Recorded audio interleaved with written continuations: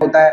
मान लीजिए 3 तारीख को आप चले टाइम है और 4 तारीख शाम वहां पहुंचने का टाइम है, अराइवल का टाइम है, तो कितना घंटा का जर्नी हुआ किसी ने आपसे पूछ दिया, तो फिर आप कैसे बताएंगे कि ये कितना घंटा का जर्नी है। तो welcome you all to this platform and in today's class. प्यारे बच्चों, आज के क्लास में हम लोग फाउंडेशन मैथ के तहत यानी कि बेसिक मैथ्स के तहत समझने वाले हैं टाइम एंड मनी को। वैसे तो टाइम और मनी क्लास 2nd और 3rd स्टैंडर्ड में आप लोगों ने डिटेल में पढ़ी होगी, किंतु हो सकता है कि अभी आपके नॉलेज में ये सारी बातें नहीं होगी। तो जो इसका मेन चीज है जो हमें क्लास 6th ऑनवर्ड या फिर क्लास 9th 10th में या फिर अपने प्रैक्टिकल डेली लाइफ में जिस कॉन्सेप्ट का यूज, जो कॉन्सेप्ट मेरे काम का है टाइम और मनी से, उस कॉन्सेप्ट के बारे में मैं चर्चा करूंगा। तो आइए सबसे पहले टाइम के बारे में मैं आपको बताता हूं। ये एक घड़ी है, एनालॉग क्लॉक इसको बोलते हैं, जिसमें ये सेंटर है एंड वी ऑल नो कि इसे जो है वो इस तरह से डिवाइड कर दिया जाता है और इसके बीच में जो है वो फिर 1 2 3 4 5 6 7 8 9 है और 10 है और 11 है। तो ये टाइम देखना जो है वो बहुत ही बेसिक चीज है, इसके बारे में मैं आपको नहीं बताऊंगा। मैं आपको क्या बताऊंगा, बेसिकली जो हमें काम में लगता है वो ये लगता है कि टाइम निकालना। तो टाइम निकालने के लिए आपको पता है कि ये जो 12 बजे दोपहर का टाइम है, यहां से लेकर के 12 बजे रात तक के टाइम को क्या बोलते हैं, पीएम से हम लोग डिनोट करते हैं। और फिर 12 मिडनाइट से लेकर के 12 नून तक के टाइम को हम लोग एएम से डिनोट करते हैं। यानी कि अगर टाइम 5 AM लिखा हुआ है तो इसका मतलब 5 o'clock इन द मॉर्निंग होगा, राइट? यही जो है वो चीज है। और अगर 5 PM लिखा हुआ होता है तो यही 5 o'clock, लेकिन ये जो है वो इवनिंग के टाइम को बताएगा। आई होप यहां तक का जो चीज है वो आप समझ गए होंगे। अब जो इसमें चीजें आती है वो आती है टाइम इंटरवल निकालना। यानी कि अगर आपसे ये पूछा जाए कि 9 AM से लेकर के 12 नून तक कितना घंटा हुआ, तो बहुत ही सिंपल है। 9 बजे सुबह है, 12 बजे, तो यहाँ पर 9 से 10, 10 से 11, 11 से 12, 3 आवर्स हुआ। और अगर 9 AM से 11 PM तक के टाइम को निकालना हो, यानी कि ये जो टाइम इंटरवल है 9 AM से 11 PM, यानी कि 9 बजे सुबह से 11 बजे रात तक कितना टाइम हुआ, तो सबसे पहले हम लोग देखेंगे कि 9 AM से लेकर के जो 12 बजे दोपहर तक कितना टाइम होता है, 3 घंटा होता है, ठीक है ना। अब वी ऑल नो कि 12 बजे दोपहर से 11 बजे रात तक कितना घंटा होगा, 11 घंटा होगा। यानी कि अगर हम लोग दोनों को मिला देंगे तो ये जो है वो 14 घंटा टाइम हो जाएगा। और इसी तरह से जो है वो हम लोग इसी कॉन्सेप्ट से हम लोग बाकी के टाइम इंटरवल को भी निकाल सकते हैं। चलिए एक क्वेश्चन मैं आपको बताता हूं जिसमें डे चेंज हो जाता है। मान लीजिए कि ये जो है वो 12 बजे बज रहा है और आज कितना तारीख है, 3 4 सपोज कीजिए 25, ठीक है ना। और 12 बजे से हमें 7 बजे रात कितना टाइम होगा, लेकिन मैं ये डेट चेंज कर दे रहा हूं, यहां पर 4/4/25 लिख दे रहा हूं, ठीक है ना। अब ये कितना टाइम होगा तो हमें निकालना है। अब देखिए 12 बजे दोपहर है, आज कितना तारीख है, 3 तारीख है, तो 12 बजे दोपहर से 12 बजे रात तक कितना घंटा हो गया, 12 घंटा हो गया। तो जैसे ही 12 बजे रात आएगा, ये उसके बाद जो 3 है वो 4 तारीख के डेट में कन्वर्ट हो जाएगा, राइट। तो 12 घंटा इधर हो गया।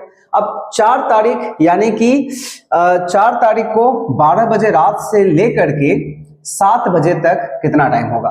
तो 12 बजे रात से लेकर के 12 बजे दोपहर तक 12 घंटा हो गया। तो चलिए ये जो है वो 12 घंटा यहाँ पर आ गया। अब 12 बजे दोपहर बज गया, दोपहर से लेकर के 7 बजे शाम तक कितना घंटा हो गया? 7 घंटा ये हो गया। यानी कि कुल मिलाकर के अगर हम लोग सभी को ऐड कर दें तो 12, 24 और 7 कितना हो गया? 31 आवर्स हो गया। तो इस तरह के कॉन्सेप्ट को आप लोगों को काम पड़ सकता है, इस तरह के कॉन्सेप्ट का कहां पर? जहां पर ट्रेन का टाइम होता है। मान लीजिए 3 तारीख को आप चले टाइम है और 4 तारीख शाम वहां पहुंचने का टाइम है, अराइवल का टाइम है। तो कितना घंटा का जर्नी हुआ किसी ने आपसे पूछ दिया, तो फिर आप कैसे बताएंगे कि ये कितना घंटा का जर्नी है? तो इसी कॉन्सेप्ट को लेकर के हम लोग जो है वो बताएंगे। तो ये हो गया, ये बेसिकली जो है वो टाइम के बारे में जो है वो कॉन्सेप्ट हो गया। अब अगर हम लोग मनी के बारे में देखिए, ज्यादा डिटेल में मैं आपको नहीं बता रहा हूं क्योंकि मेरा जो उद्देश्य है वो आपके बेस को स्ट्रॉन्ग करना है, ना कि आपको टाइम और मनी चैप्टर पढ़ाना है। ये तो क्लास 6th स्टैंडर्ड का है। अब मनी के बारे में जो मोटी मोटी बातें हैं वो हम लोग समझ लेते हैं। तो हम लोग जानते हैं कि 1 रुपया, ये जो रुपया का सिंबल है वो बाद में इंडिया में आया है। पहले हम लोग इस तरह से रुपीस लिखते थे, ठीक है ना। इक्वल टू होता है कितना? 100 पैसा होता है। और अगर हम लोग इसी 1 रुपया को पॉइंट में डिनोट करें तो ये 0.01 रुपीज होगा। और ये ऐसा इसलिए होता है कि अगर हम लोग 1 को 100 से डिवाइड करें तो ये 0.01 होता है, इसीलिए 1 रुपया इक्वल टू 0.01 रुपीज होगा। पॉइंट में इसलिए बता दिया कि डायरेक्ट पॉइंट से अगर मल्टीप्लाई कर देंगे तो हम लोगों का आंसर जो है वो निकल जाएगा, ठीक है। अब चलिए, ये जो मनी का चैप्टर है ये क्यों मैं बता रहा हूं? अगर मान लीजिए किसी सवाल में आपका है ₹5.5, ठीक है ना, तो ये ₹5.5 जो है वो क्या हुआ, कितना हुआ? तो ₹5.5 जो है वो बेसिकली ये जो है वो आप लोग भूल करते हैं, ₹5 लिख देते हैं, 5 रुपया और 5 पैसा लिख देते हैं, यहीं पर आप लोग भूल कर देते हैं। ये 5 रुपया 5 पैसा हुआ क्या? नहीं हुआ। तो एक्चुअली ये होता क्या है, यहाँ पर एक आपको 0 लगा देना पड़ेगा। 0 क्यों लगाना पड़ेगा? क्योंकि रुपीस और पैसा है। तो 1 रुपया में कितना? 100 पैसा। 100 में कितना 0? 2 0, यानी कि पॉइंट के बाद आप 2 डिजिट इसको बना लीजिए, बस जो आता है पैसा लिख दीजिए। ऐसे भी आप जब इसको पढ़ेंगे तो 5 रुपया 5 पैसा जो है वो आप इसको नहीं पढ़ेंगे, ये 5 रुपीज एंड 50 पैसा होता है। और ये क्यों होता है ये भी मैंने आपको बता दिया। अगर चलिए ये चीज आपको नहीं समझ में आता है तो इसको दूसरे तरीका से देख लीजिए। अगर आपको मान लीजिए कि ₹5.5 है और इसको सबसे पहले पैसा में कन्वर्ट करेंगे तो इसको 1 रुपया में कितना पैसा होता है? 100 पैसा होता है। यानी कि 5.5 को इफ वी मल्टीप्लाई बाय 100 तो ये क्या बन जाएगा? पैसा बन जाएगा। अब डेसिमल भी मैं आपको पढ़ाऊंगा जो बेसिक चीज है, लेकिन इतना तो आपको आता ही होगा कि हम लोग जितना 0 से मल्टीप्लाई करते हैं डेसिमल पॉइंट क्या होता है, उतना डिजिट आगे की तरफ जाता है। यानी कि हम लोग 2 0 से मल्टीप्लाई कर रहे हैं तो पॉइंट 2 डिजिट आगे जाएगा एंड दिस विल बी 550 पैसा, ठीक है। अब 550 पैसा को अगर हम लोग स्प्लिट कर दें 2 पार्ट में तो ये 500 हो गया और ये 50 हो गया। अब 500 पैसा बराबर 5 रुपया और 50 पैसा जो है वो ये हो गया। तो इस तरह से 5 रुपीज और 50 पैसा यहाँ पर हुआ है। इसी तरह से आप पैसा को रुपीज में कन्वर्ट कर सकते हैं 100 से डिवाइड करके। मान करके चलिए आपके पास 125 पैसा है तो सिंपली आप उसको 1 रुपया 25 पैसा यहाँ पर लिख सकते हैं। यानी कि राइट साइड से 2 डिजिट छोड़ करके बाकी जो भी है वो रुपीज में चला जाएगा और 2 डिजिट जो लास्ट का है वो पैसा में चला जाएगा। ऐसा क्यों होगा? क्योंकि 100 से इसको डिवाइड करेंगे एंड 100 से जब इसको डिवाइड करेंगे तो डेसिमल पॉइंट जो है वो सामने से 2 डिजिट जो है वो इस तरफ आएगा, लेफ्ट की तरफ आएगा, from right to left, right.